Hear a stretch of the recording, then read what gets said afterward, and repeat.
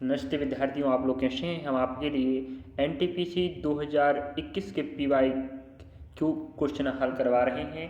तो NTPC exam 2024-25 का होना है, आपको पता है। आरआरबी द्वारा नोटिफिकेशन जारी कर दिया गया है और एनटीपीसी के 2 लेवल के एग्ज़ाम होंगे, दोनों का फॉर्म फिल हो चुका है और आप लोग फॉर्म फिल कर चुके होंगे, तो आप तैयारी करते होंगे। तो हम आपको पिछले टॉप 10 मैथमेटिक्स के हल करवाए थे, उसी प्रकार टॉप 10 हम रीजनिंग के क्वेश्चन हल करवाएंगे, उसी प्रकार जीकेजीएस के भी हल करवाएंगे। तो आपको 3 ही पोर्शन हल करना है, मैथ, रीजनिंग और जीकेजीएस, है कि नहीं। तो हमने टॉप 10 गणित की 10 प्रश्न हल करवाए थे, आप लोगों ने देखे होंगे।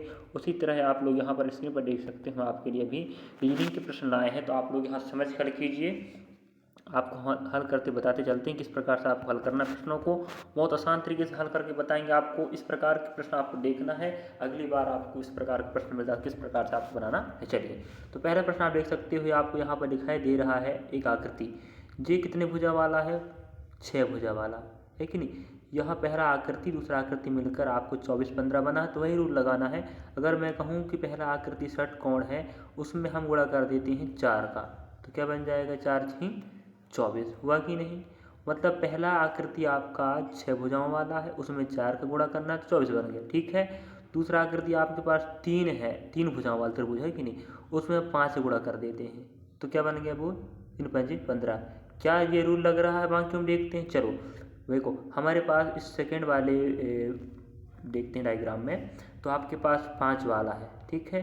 तो हमें पता है जितनी भुजाओं से मिलकर बना होगा आपको उसको 4 से गुणा करना है, ठीक है।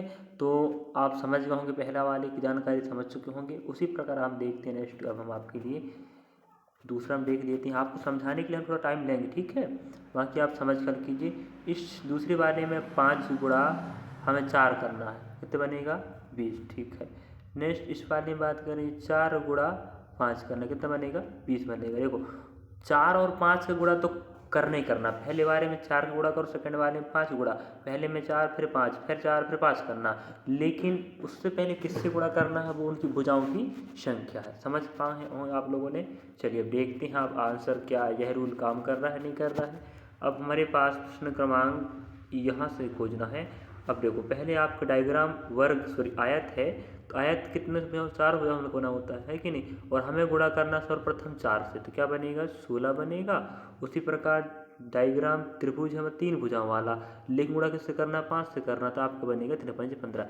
क्या 16 15 कहीं ऑप्शन में? हाँ है, तो आपका राइट आंसर ऑप्शन बी है। इस प्रकार से प्रश्न पूछ सकता है कि नहीं। अगली बार अगर इस प्रकार का कोई प्रश्न पूछता तो आप आराम से बना सकते हो कि नहीं, बताइए, बना सकते हो ना। चलिए आगे बढ़ते हैं। प्रश्न हम आपको समझाने के लिए इस पूरे प्रश्नों को सिस्टमेटिक हल करके बताएंगे, जिससे आप समझ पाओ और अगले एग्जाम में आप इस प्रकार के प्रश्न है तो बना पाओ, है ये। चलिए अगला प्रश्न देखते हैं और आप समझते चलिए। अब आपके समक्ष प्रश्न है, आप दिमाग लगाइए क्या हो सकता है। नीचे दिए गए पैटर्न का ध्यानपूर्वक अवलोकन करें और विकल्पों में से उस संख्या का चयन करें जो प्रश्न चिन्ह के स्थान पर आएगा। अब हमारे पास यहाँ पर देखना पड़ेगा, आपको बाहर वर्ग दिख रहा है, अंदर भी वर्ग है, चतुर्भुज कह सकते हो, है कि नहीं। अंदर क्या दिमाग लगा है? आप लोग दिमाग लगाना पड़ेगा, लगाइए दिमाग, क्या दिमाग लग रहा है। चलिए, क्या आपका दिमाग लगा नहीं लगा बताइए। तो देखिए हम आपको बताते हैं। इस प्रकार शानदार प्रश्न मिला है। पिछला प्रश्न भी अच्छा था, कॉन्सेप्ट वाला था, उस प्रकार का जरूर बनाइए। इस प्रकार का प्रश्न भी आता तो आराम से बनाना है। हम इस वाले पोजीशन को पकड़ के 48 लाएंगे, ठीक है। 48 लिख रहा है आपको, यहाँ लिख रहा है बराबर 48। अब देखिए आप लोग, यहाँ पर हम बाहर वर्ग है तो हम कहें 4 भुजा है, ठीक है। अंदर भी वर्ग है तो कितना भुजा है? 4 भुजा है, गुणा करें, ठीक है। उसके बाद जो क्या लिखा है? 3 लिखा है। 4 चौके 16 और 16 3 48। क्या सही हो पाया? हाँ 48 आया। यही रूल क्या इस बारे में लग रहा है? देखते हैं, ठीक है। चलिए आप समझ गए होंगे मैं कहना क्या चाह रहा हूँ, है ना। चलिए यहाँ कितना आ गया आपके पास? 16 सॉरी 48 आया है। देखते हैं हमारे इस वाले डायग्राम में आता है कितना है। अब देखो हमारे पास बाहर जो आकृति है वो चतुर्भुज है, 4 भुजाओं का गुणा करना है। अंदर जो आकृति वो त्रिभुज है, 3 भुजा होंगे उसके। उसी प्रकार अंदर जो लिखा 5, 4 तिये 12 और 12 पंचे 60, क्या सही है? हाँ है, बिल्कुल सही है। हाँ, तो हम कह सकते हैं यही नियम लगा यहाँ पर भी। तो इस प्रकार हम आप यहाँ से देख सकते हैं, बाहर आकृति त्रिभुज है, गुणा करना है, अंदर आकृति त्रिभुज है, 3 भुजा बंद गुणा करना है, और अंदर कितना लिखा है? 4 लिखा। तो 3 तरह का 9 9 जो कि 36। क्या आपने ऑप्शन में सही? हाँ बिल्कुल सही। देखो हमारे पास आंसर है, आपको दिख रहा है, लेकिन किस तरह से हल किया गया हम आपको वो बताने का प्रयास कर रहे हैं। आप लोग समझ गए होंगे पहला दूसरा प्रश्न। हम भले आपके लिए समय लग रहा है, लेकिन आप कॉन्सेप्ट क्लियर करें कि किस प्रकार से प्रश्न हल किया जा सकता है। चलिए, थैंक यू, धन्यवाद। सॉरी, हम अगला प्रश्न लेते हैं आपके लिए। हम प्रश्न क्रमांक 2 हो गए हैं। अच्छी समझिए आप लोग, ठीक है। उसके बाद आपको समझ समझ के प्रश्नों को बनाना है। अगला प्रश्न आपके समझ है, उस अक्षर युग्म की पहचान करें जो निम्न समूह में संबंधित नहीं है। मतलब आपको 1 2 3 4 4 अक्षर समूह दिख रहे हैं आपको, उनमें से आपको अलग को चुनना, ठीक है। तो आपको सर्वप्रथम क्रमांक बननी चाहिए। क्या बननी चाहिए? क्रमांक, है कि नहीं? क्रमांक बनेगा तो और अच्छा बेटर रहेगा। चलिए देख लेते हैं क्रमांक क्या होता है। अब देखिए यहाँ पर हमारे पास इस बी और एफ की तुलना करें तो बी का क्रमांक 2 होता है, और एड्रेस मान लेते हैं, एफ का कितना होता है? 6 होता है कि नहीं। उसी प्रकार इसका देखते हैं, इसका होगा आपके पास कितना होगा? इसका टी का मान 20, टी का मान आपका 20 होता है, और इसका मान वाई आपका कितना होगा? 25 होगा, ठीक है। और इस प्रकार इसका देखते हैं, एम का 13 होता है, और इसका कितना होता है? क्यू का 17 होता है कि नहीं? बताइए। हाँ होता है। उसी प्रकार इसका देख लेते हैं हम डब्लू का। डब्लू का आपका क्या बनेगा? 23 बनेगा, और आपके पास ये 1 हो जाएगा। अब हमें तुलनात्मक अध्ययन करना है। देखिए यहाँ दोनों के बीच में अगर बात करें तो 2 4 का गैप है, सही बात है। यहाँ भी हम गैप करें तो कितने का गैप है? 4 का गैप है। यहाँ बात करें कितने गैप है? 5 का गैप है। आप देख सकते हो यहाँ पर कितने गैप है? यहाँ 4 का गैप है। अगर आप 23 में 3 जोड़ोगे तो कहाँ पहुँच जाएगा? 26। 26 मतलब होता है आपका जेड, और उसमें एक और ऐड कर दो तो कहाँ 27 पहुँच जाओगे, है कि नहीं। तो 23 में 4 जोड़े 27 हो जाएगा। 27 मतलब ए आता है। हाँ, तो यहाँ पर भी 4 प्लस हुआ, यहाँ पर भी 4, यहाँ पर भी 4 हुआ है, लेकिन यहाँ 5 प्लस हुआ, इसलिए हम कह सकते हैं ये आपका अक्षर समूह क्या है? भिन्न है। समझे ना समझे? बताओ। हाँ समझ गए। सभी के बीच में 4 4 का गैप है, लेकिन आप यहाँ थोड़ा ध्यान से समझें। 23 में 4 जोड़ेंगे तो 27 पहुँचेगा, 26 तक तो जेड है, उसके बाद ए आ जाएगा, वो कन्फर्म है। मतलब सभी जगह 4 प्लस हुआ है, लेकिन इस टी और वाई में 4 प्लस ना होकर 5 प्लस हो, इसलिए ये क्या हो गया? अलग हो गया। तो इस प्रकार इस प्रश्न का आंसर आपका तीसरा सही है। समझे? चलिए, तो आप लोग समझ गए होंगे, मुझे उम्मीद लग रहा है। समझते चलिए आप लोग। अगला प्रश्न देखते हैं हम। अब प्रश्न क्रमांक, चलिए अब अगला प्रश्न आपके समक्ष है। यदि इस प्रकार के प्रश्न आपको कहाँ मिलेंगे? पता है किसी को? बताइए कहाँ पर मिलते हैं? भाई रीजनिंग का चैप्टर चल रहा है, हम PYQ करवा रहे हैं, बहुत शानदार टॉप 10 प्रश्न रहेंगे। इस प्रकार का अगर अगली बार आता तो आप बना पाओगे, इसलिए हम आपको बहुत अच्छे शानदार प्रश्न ले रहे हैं और हार्डली प्रश्न ले रहे हैं। बताइए क्या आंसर होगा इसका? चलिए दूसरा तो आंसर, लेकिन हमें आपको पता दिख रहा आंसर दूसरा है, लेकिन किस प्रकार से हल किया जा सकता है आपको वो समझना है कि नहीं। चलिए अगर हम ऑप्शन पहला पकड़ते हैं ना, और देखो अगर हमारे पास ए और बी है, इसका मतलब होता है ए से आप बी तरफ जा सकते हो। समझना, जाने का बात है, समझना है कॉन्सेप्ट क्या है। ये आपको दिख रहा है, तो इसका मतलब होता है इधर से आप जा सकते हो, लेकिन इधर से नहीं जा सकते। क्या कि ये बंद हो गया है कि नहीं। तो ए से आप बी जा सकते हो, लेकिन बी से ए आप नहीं जा सकते। इसको समझ, इस बात को समझें, है कि समझ गए ना समझे? बताओ। चलो अब देखते हैं। यहाँ हमें ऑप्शन पहला की बात करें, ऑप्शन पहला की बात करते हैं तो हमें बी से डी चलना है, डी से ए चलना है, ठीक है। दिख रहा है आपको सिंबल कहाँ से ओपन चल रहा है? बी से डी चलिए, डी से ए चलिए। देखते हैं जब आप आते नहीं चलते ना। तो हमारे पास बी यहाँ पर है, बी यहाँ पर है, कहाँ? बी यहाँ पर है, और हमारे पास बी यहाँ पर है। देख लीजिए, देखो मेरे पास बी यहाँ पर है, मेरे पास बी यहाँ पर है। बी से हमें चलना है डी। क्या हम सी तक जा सकते हैं? अगर सी तक जा सकते हैं तो हम डी पहुँच जाते ना। बताओ आप लोग। अब जा ही नहीं पा रहे, क्योंकि यहाँ आप देख सकते हो बी के यहाँ जो क्या हो गया, दरवाज़ा बंद हो गया, तो आप नहीं जा सकते। तो ये आपका जी गलत हो जाएगा, ठीक है। दूसरा ऑप्शन की बात करें, आपको सी से ए चलना है या ई से ए चलना है, तो हम सी से ए चलाते हैं ना। तो हमारे पास समय ना, आपको दूसरा ऑप्शन पकड़ रहे हैं, सी से ए चलिए, क्योंकि सी की तरफ से ओपन है ए तक जाने के लिए।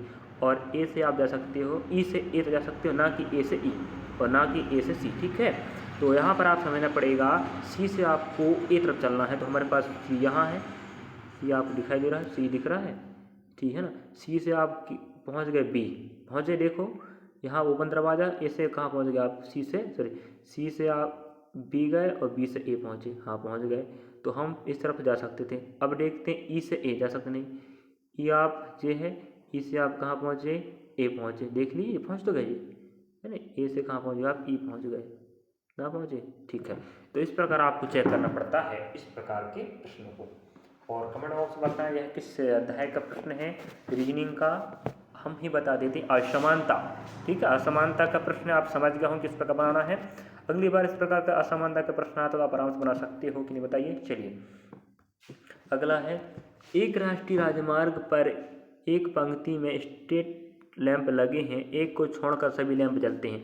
मतलब आपके राजमार्ग नेशनल हाईवे है जिसमें कितने लगे हैं, 35 लगे हैं। 35 में से एक क्या हो रहा है, नहीं जल रहा है, तो आप उससे छोड़ दीजिए। वह दोषपूर्ण है जो उसके बारे में कहा जा रहा, दाहिनी छोर से 15वें स्थान पर है तो बाएं छोर से उसका स्थान क्या होगा, ठीक है। इसका कॉन्सेप्ट समझना पड़ेगा आपको। अगर आप अध्याय पढ़े होंगे, बाकी मैं शायद यूट्यूब में पढ़ाया हूँ, वीडियो देख लीजिए आप लोग।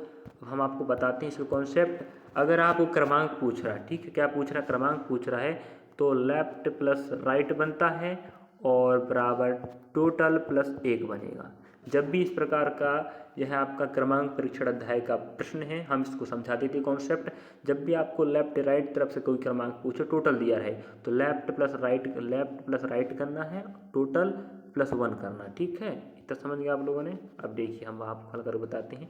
लेफ्ट से देखो, हमें लेफ्ट ही पूछ रहा है, बाएं छोर से पूछ रहा है, तो लेफ्ट का लेफ्ट हैंड दीजिए, राइट से उसका क्रमांक कितना है, 15 क्रमांक बराबर कितने हो रहा है, 35, तो टोटल 35 और एक हम कितना करना है, 36 करना, ठीक है। अब हमें लेफ्ट क्रमांक चाहिए, तो इस 15 को पक्षांतर करोगे तो यहाँ आ जाएगा भाई, है कि नहीं। तो आप सीधे घटा दे रहे हैं, तो 6 में से 5 गए 1 बचेगा और यहाँ 3 में 1 गए 2 बचेगा। तो आपके किस आपका राइट आंसर है, इस प्रकार करना पड़ता है। आप लोग कॉन्सेप्ट समझ गए होंगे। लेफ्ट राइट में से किसी एक तरफ से पूछे तो आपको टोटल दिया रहेगा, तो आपको लेफ्ट प्लस राइट करना है, बराबर टोटल 1 करना है, तो आपका क्रमांक निकल जाएगा लेफ्ट से राइट से। लेफ्ट देता तो राइट का निकल जाता, राइट दिया तो लेफ्ट का निकल गया, है कि नहीं। इस प्रकार से आप बना सकते हो, जो आपका फॉर्मूला कह सकते हो, ठीक है। इस प्रकार से जो फॉर्मूला को याद कर लीजिए, लेफ्ट प्लस राइट, लेफ्ट पूछे राइट पूछे, एक डाटा देगा और टोटल आपको देगा, टोटल में 1 जोड़ के आपको आंसर लाना है। हम आपको बता रहे हैं किस प्रकार से प्रश्न हल करना पड़ता है। बाकी जानकारी आप देख सकते हैं स्क्रीन पर, हम आपको समझाने का प्रयास कर रहे हैं। और रही बात यहाँ पर, अगर आप समझोगे सीखोगे तो अगले एग्जाम में अगर इस प्रकार का प्रश्न आता तो आप आराम से बना सकते हो। चलिए अगला रीजनिंग का श्रृंखला श्रेणी का है, तो आप लोग बताइए क्या आएगा इसका आंसर। 14, 2, 28, 3, 8, 4, हमें तो दिखाई दे रहा है, आपको दिखाई दे 2 के बाद 3 आया, 3 के बाद 4 आया, 4 के बाद 5 आएगा, लेकिन उसे नहीं पूछ रहा है, ठीक है। आप अगर देखोगे 2 छोड़ के 3 बना और छोड़ के 4 बना, तो आने वाला 5 होता, लेकिन हमें वो नहीं पूछ रहा, सस्ता क्यों पूछेगा, है कि नहीं। तो हमें पूछ रहा है वो 14, इस वाले को ना 14 की अगर हम बात करें, 14 गुणा, यहाँ से आप देखोगे 28 में, अरे थोड़ा रुकिए, 28 में देखोगे तो कितना बना है, 14 दूना 28 हुआ। अब 28 गुणा कितना करोगे आप लोग, 3 करोगे, तो बनेगा कितना, 84। अब आप लोग 84 गुणा कितना कर लो, 4 कर लो, है कि नहीं। देखो 14 दूना 28 हुआ, 28 दूना 84 हुआ, 84 चौके हम कितना करेंगे देखते हैं, आता नहीं, 4 चौके आपका हो जाएगा 16, 16 की 6 के और 4 8 32 और 1 33। क्या आपके ऑप्शन में है ऐसा 333, हाँ है। तो आप समझ गए होंगे किस प्रकार से हल हुआ है। 2, 3, 4 आने वाला 5 वो नहीं पूछ रहा आपको, तो आप क्या पूछ रहा है, समझ गए होंगे आप लोगों ने क्या पूछ रहा है। 14 का दूना 28 और 28 का तिया आपका हो जाएगा यहाँ 2 गुणा, यहाँ 3 गुणा और यहाँ हो जाएगा 4 गुणा, तो क्या बनेगा आपका 336। समझे, इस प्रकार हल करना था बच्चे। आप समझ तो रहे होंगे, आप देखिए जरूर वीडियो को समझें और इस प्रकार के प्रश्न अगर आए तो बनाने का प्रयास करेंगे। और कमेंट बॉक्स में जरूर बताएं कि आपको इस प्रकार का और प्रश्न चाहिए, तो हम उसको प्रयास करेंगे आपको बताने के लिए। चलिए अगला देख लीजिए, उस विकल्प का चयन करें जिसमें दोनों पदों का एक दूसरे से वही संबंध है जो दिए गए पदक्रम में है। तो यहाँ पदक्रम में हमें इससे समझना पड़ेगा, इसे समझ जाओगे जो संबंध इन दोनों के बीच में है वही संबंध यहाँ पर होनी चाहिए, ठीक है, तो हम समझ जाएंगे। चलिए अब हम देखते यहाँ पर, हाँ ऊपर नीचे आगे बच्चों को दिक्कत नहीं है। अब देखो हमारे पास क्रमांक, आपको इन प्रश्नों को हल करने के लिए क्रमांक बननी चाहिए। डी का मान 4 होता है, एम का मान कॉमा लगाए 13 होता है, और उसी प्रकार ओ का मान आपका 15 होता है, ठीक है।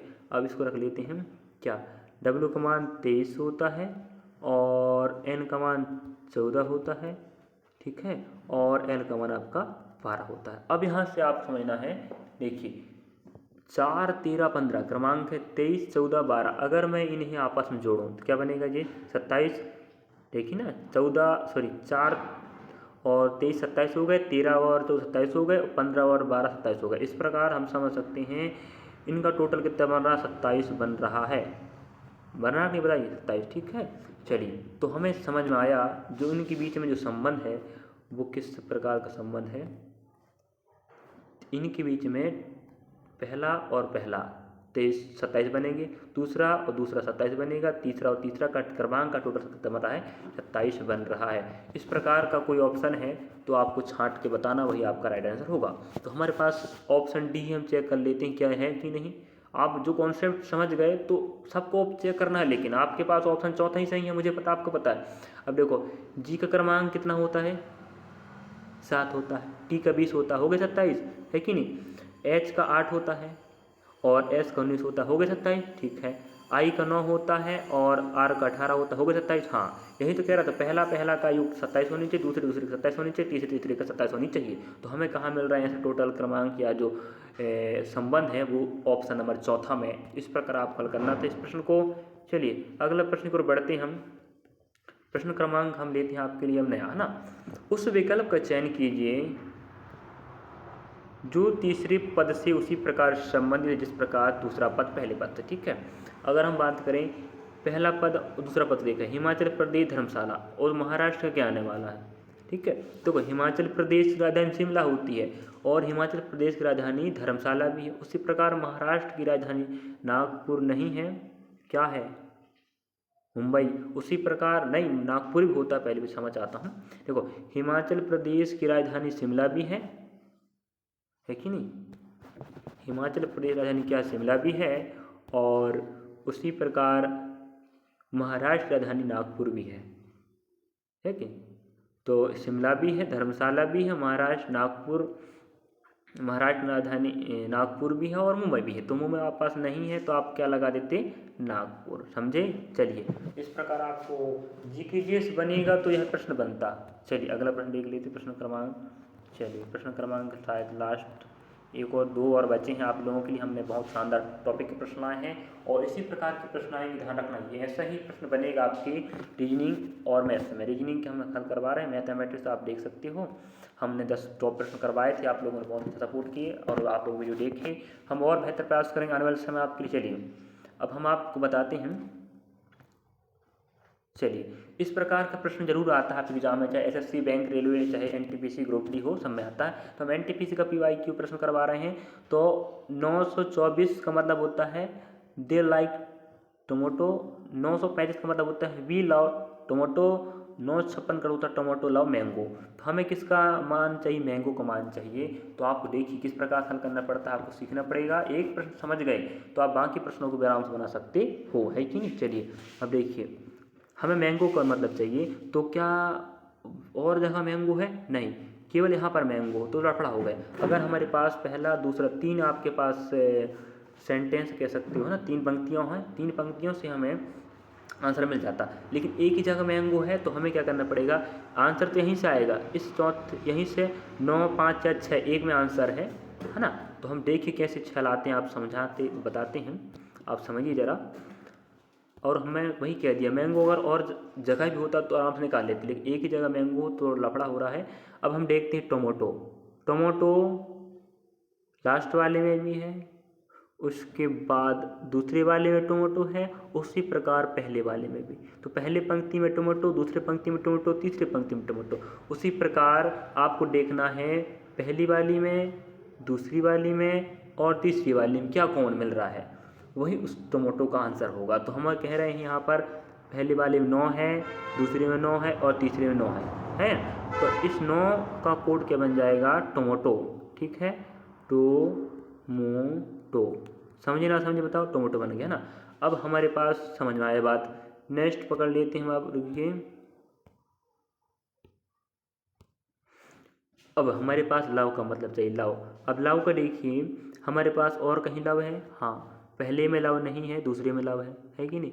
इस दूसरे में लव है और दूसरे में लव है, तो हमें दूसरा और तीसरा, दूसरा में लव, तीसरा में लव है, तो उसी प्रकार दूसरा और तीसरा में क्या कौन मिल रहा है देखेंगे। हमारे पास 3 सॉरी 5 और यहाँ पर क्या है 5 है।